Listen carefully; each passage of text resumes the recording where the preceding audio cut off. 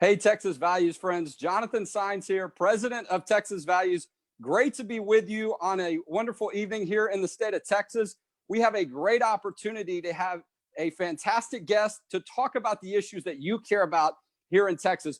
If you've been watching some of our Facebook posts during the coronavirus issues, you've seen we've been running a series of videos talking about how the coronavirus is impacting your Texas values. And so we're going to continue that series tonight. We've got a great guest. And so I don't want to delay it anymore because we know that his time is precious. Tonight, we're going to have U.S. Senator Ted Cruz as our guest. And you know, there's been a lot going on up in Washington, D.C. as things relate to issues related to the coronavirus. And so we know he's been working very hard to represent our Texas values. He is our U.S. Senator from Texas. He was elected recently to his second term. He really has been practicing in state of Texas on issues of law and policy for many years. Many of you may remember he was the Solicitor General for the state of Texas, also worked in private practice, argued some of the most important cases, and was a part of some of the most important cases on the issues of faith, family, and freedom in the state of Texas, and our federal state courts, and at the U.S. Supreme Court. U.S. Senator Ted Cruz, welcome to our Facebook Live series and video update. Jonathan, thank you. It's great to be with you, and thank you for the great work Texas Values does each and every day. I'm grateful for you. You represent our state. You fight for what we believe in, for our values. I'm sorry about that. The part of the joy of doing it from home is we've got our dog barking in the background, and we may have my girls run through the house. So sorry about the noise. Oh, no, look, and that's what we're all about. We're all about family. I'm here in my bedroom at my home, and so, you know, you may hear some noise as well, but it's great that you're back at home in Texas. We know you were doing some important work up in DC, and we know you've been around the state. We know you've been communicating a lot of the issues, and so we're going to talk about those tonight. Just for our audience, there are three things mainly we're going to talk about. We're going to talk about the CARES Act, the stimulus bill that was passed last week. We're going to talk about issues related to religious liberty and the impact of the coronavirus. We're also going to talk about what's happening in the discussion in our state, local, and federal government, and in the courts as it relates to how the abortion issue is connecting with the coronavirus. But let's talk about one thing that we know people are talking about all over the country is the bill that was passed, the CARES Act. Tell us a little bit about that bill and also some highlights that it's important for Texans to know about. Well, last week, as you know, Congress passed a $2 trillion relief bill. And importantly, I don't refer to it as a stimulus bill. Instead, it's designed to provide much needed relief to all the millions of people who are hurting right now. We are facing two simultaneous crises. We've got a public health crisis of the coronavirus pandemic, and we have at the same time an economic crisis that is being caused by the government response trying to solve the public health crisis.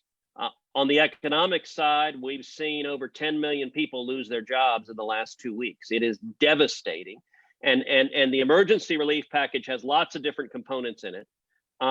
Two of the most important are the emergency relief for individuals. So every American in the country, if you make $100,000 a year or less, you're going to get a check from the government. You're going to get a check if you make $70,000 a year or less. You'll get a check for $1,200 per adult and $500 per child. That means a couple that has 3 kids that makes $150,000 a year or less, they will be getting a check for $3,900. That's real money. That's designed to provide real relief for people who may have lost their job in the last couple of weeks, may be wondering how are they going to pay their rent this month or next month? How are they going to put food on the table? How are they going to pay for their daughter's braces? And so that's designed to put cash in people's hands in this time of crisis to meet their needs. Another very, very important part of the bill is focused on small business. And there's $377 billion in emergency guaranteed loans that are going to small businesses. Now, these are small businesses that have 500 employees or fewer. But these are all of the restaurants and bars and beauty salons and hardware stores and movie theaters that have seen their customers disappear, and they're facing potentially going out of business, not through any fault of their own. And it's important to distinguish this from, say, TARP back in a decade ago, because there you had financial firms whose own misconduct had helped cause the crisis. Here, the small business owner, the individual who just lost his job, this pandemic's not their fault. This was a crisis not of their own creation. And what the relief bill does is a small business owner can go, it's being administered through the Small Business Administration, which is in turn using community banks, local financial institutions to administer the loans. And so a small business owner can go and get an emergency guaranteed loan. And here's the critical piece. If that money is used for payroll or for rent or mortgage of their business or for utilities, then it's forgiven in its entirety. Everything that is used for payroll. And by the way, if the small business owner laid people off a week ago or 2 weeks ago, they can rehire those people and receive the loan that'll be forgiven. And the entire objective of this is to keep as many people in their jobs as possible, so they're getting a paycheck, so they're able to support their families, so they're able to maintain the relationship with their job for when we come out of this to keep going forward afterwards. Look, those are great details. We're talking with U.S. Senator Ted Cruz, our senator from the state of Texas, talking about the recent relief bill, as you mentioned, the CARES Act, and a great way to state that, because this is a different setting than we've seen in other issues. This is something that has affected all of us. This was not a mistake that someone made or how someone abused the system. This is something we're all dealing with. And you made a great point when it relates to some of these small business issues and some of the things that people are thinking about that's affecting everyone, because that's, people that are losing jobs. We see the jobless rate, the claims for unemployment going up quite a bit. People that were not expecting this, they were not prepared for this, and people that are doing the best they can. I mean, restaurants in a lot of places, trying to utilize a portion of their business. And maybe if for a month or two, they can get through this, they're in a better position to rebound later. Exactly.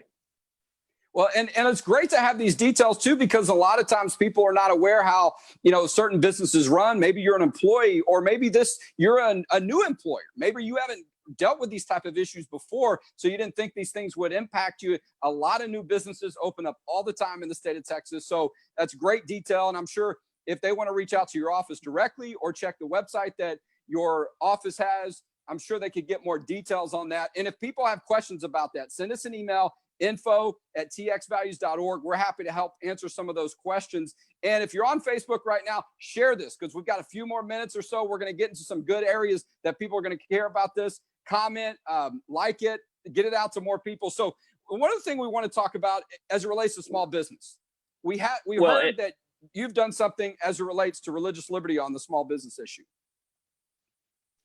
So yes, that's right. So there is an interpretation of the small business loans that may end up discriminating against and restricting faith-based organizations being able to participate.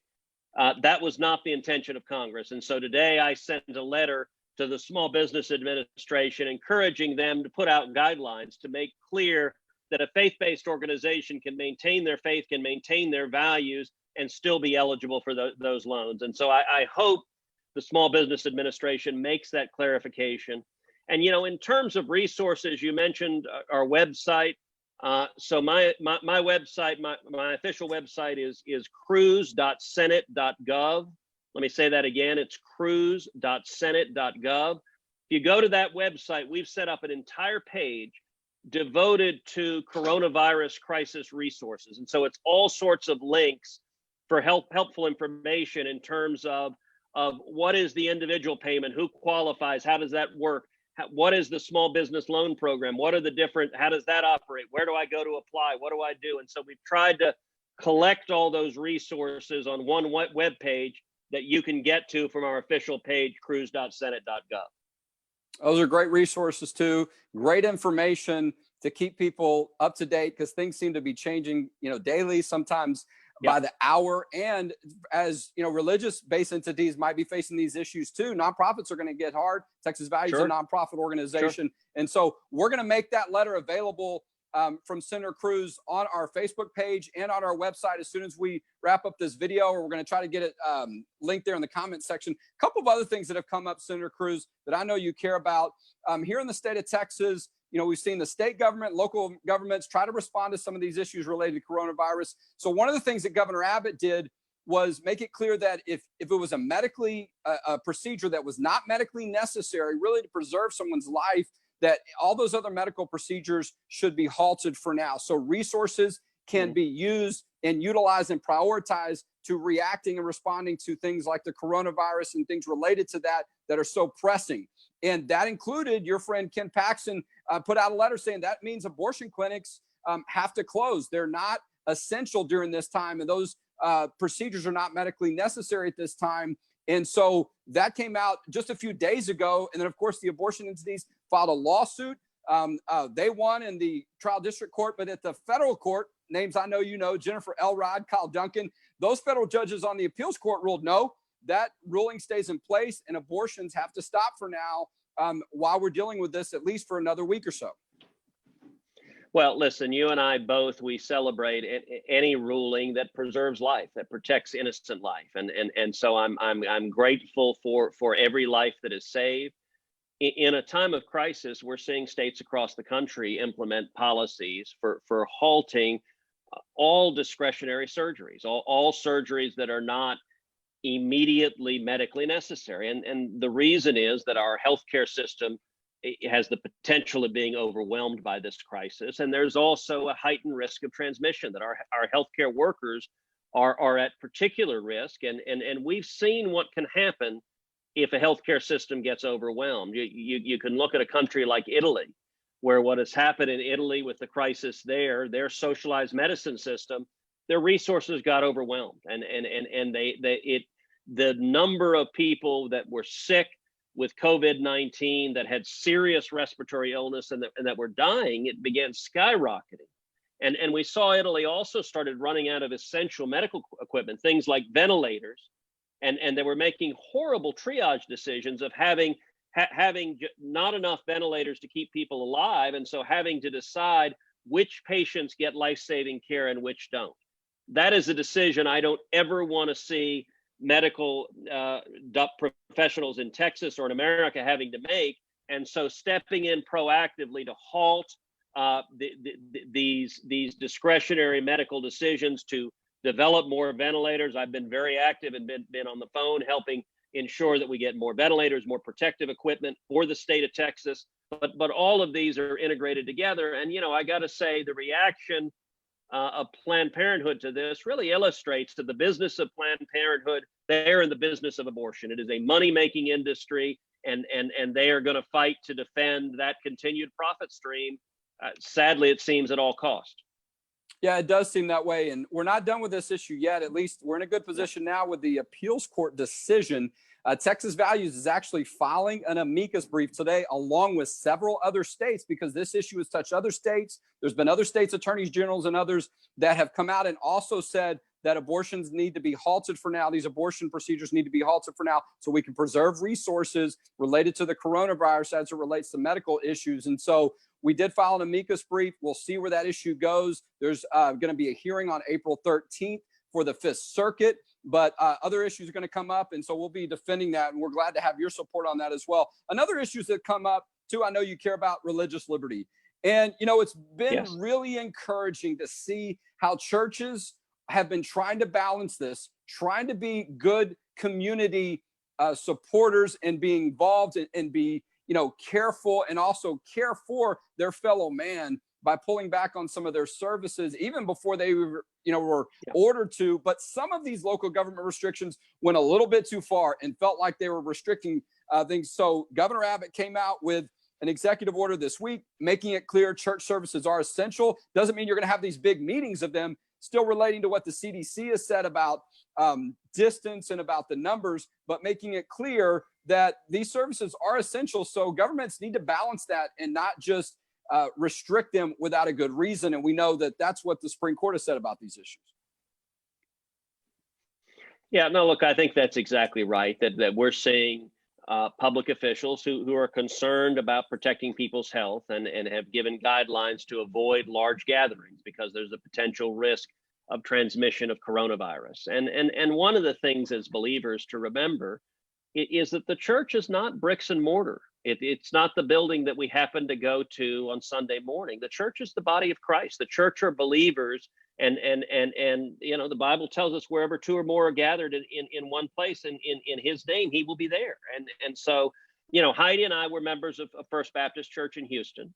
Our church has suspended in-person services during this crisis, but they're doing services online. And so what Heidi and I and the girls have done every Sunday morning is we go to our living room and we log online and watch the service on TV and participate sitting together as a family in our couch. And it's interesting, our pastor has said the number of people logging on just to our church service, I think it's exceeded 40,000 each week, which is more than have typically showed up in person to the services. And so in some ways, look, not being there in person, it is a hardship, but it's also God is sovereign, and the will of God will prevail, and God can speak in times of crisis. In times of crisis, people need faith. People need to hear the gospel. And when they're scared, when they're contemplating mortality, that really underscores what matters. And so now we've also seen, sadly, some politicians who have a real hostility to religious liberty, who have a real hostility to people of faith and to Christians in particular, using this as a tool to persecute the church. And I think that's wrong. I don't think you should see government going after pastors and putting them in handcuffs. That's the wrong path to take. But I do think we're seeing a lot of faith leaders who are trying to use technology, trying to be creative to worship together, but not endanger health. I've also read about churches that are, I was talking to a pastor who out in West Texas, who they're going to do church at the drive-in theater, which is, I think, a great idea, where you can drive in and be in your car, but all be there together. I think people can be creative, and we can continue to minister to each other using all the tools we have. Well, it's great you mentioned that too, because our friends at First Liberty Institute have put out some guidelines on this issue. We posted the one from General Paxton on this issue as well. And some of those examples come up, and those could be great ways to handle it. And, it does add something too, to be at home and having those experiences together as a family. It's something to be encouraged by too. As you mentioned, some of those interactions, maybe some of people are being connected more, or they're hearing more about issues related to being a Christian, celebrating their faith, and as well realizing that, there is no limitation. There are no four walls that are going to box in the word of God and our Savior Jesus Christ. So it's great to hear you. And you mentioned a little bit before we conclude, you're talking about your wife and children. And so, I know you're back at home, and all of us are making adjustments. And tell us how things have been going and how your family's adjusting, how Heidi and Catherine and Caroline, how your girls are doing.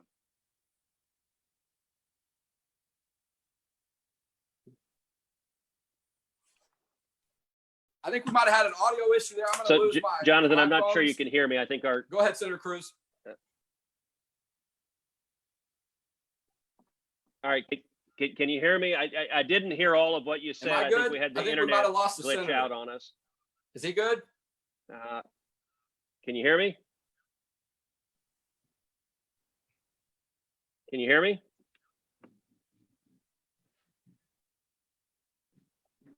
All right, you can hear me. I was going to say, sorry about that. I think internet everywhere is being stretched by being mobile and connecting through online. But let me say this in closing, which is,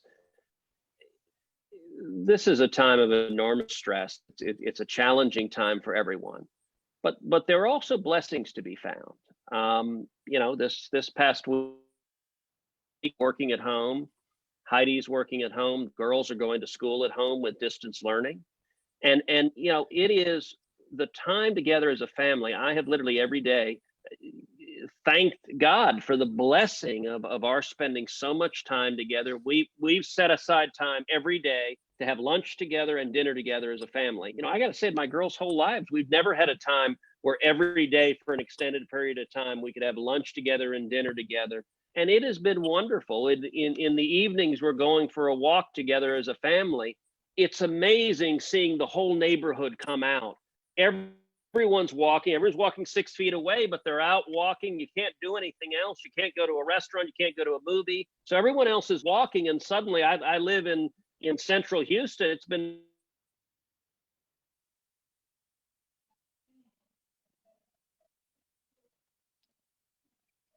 I'm going to jump in. I think we might have lost Senator Cruz there, at least for a minute. Here he is. okay. We got you. Guys, are you there? Yeah, we're with you. We can hear you. Keep going. We lost you for just a second. Okay, Well, I was just saying, we go for a walk every evening, and everyone in the neighborhood, can you hear me? Yes.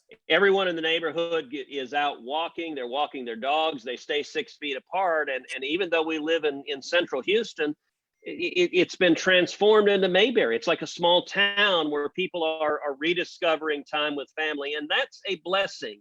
That really is an incredible gift we've all been given. And I hope our families are growing stronger as a result of it.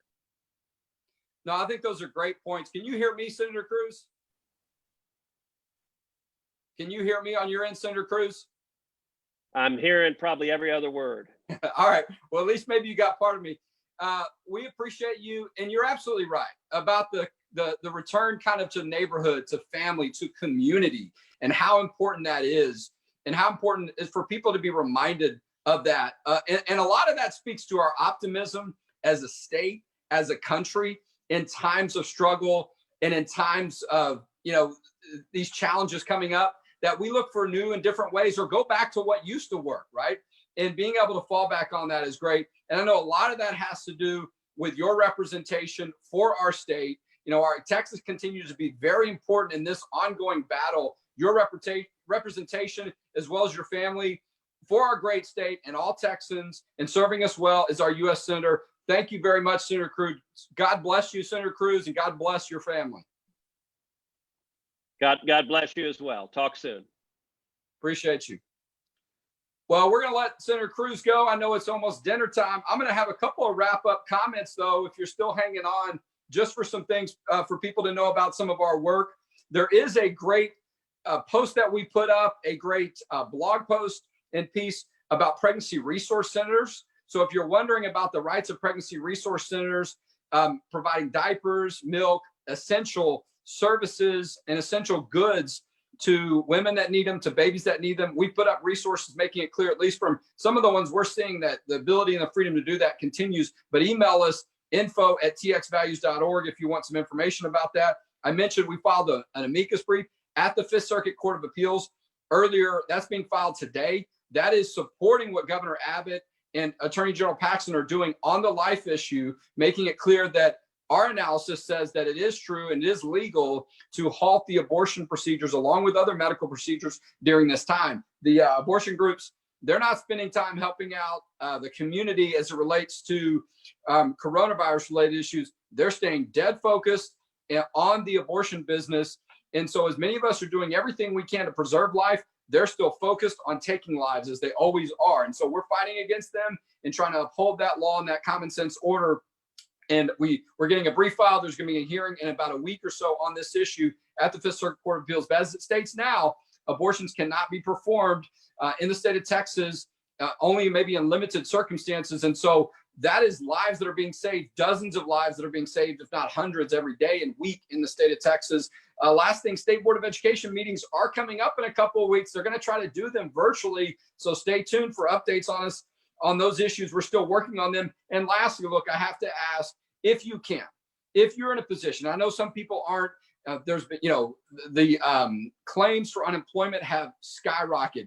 We are sensitive to that, but we also have a team of 12 people that are part of the work we do. We're working day and night on these issues, trying to meet people where they are as it relates to our Texas values and the coronavirus issue. If you can make a donation, if you can make a tax deductible donation to Texas Values, go to our website, txvalues.org. We just hired someone. As a matter of fact, we're putting something out, I think tomorrow. We got a little bit behind in our timing. Jonathan Covey is our new director of policy for Texas Values. He was senior policy advisor for Senator Bob Hall. He was also chief of staff for State Representative James White. Yesterday was his first day. What an interesting time to join our team. But we're growing, and we made that decision before all of these things happened.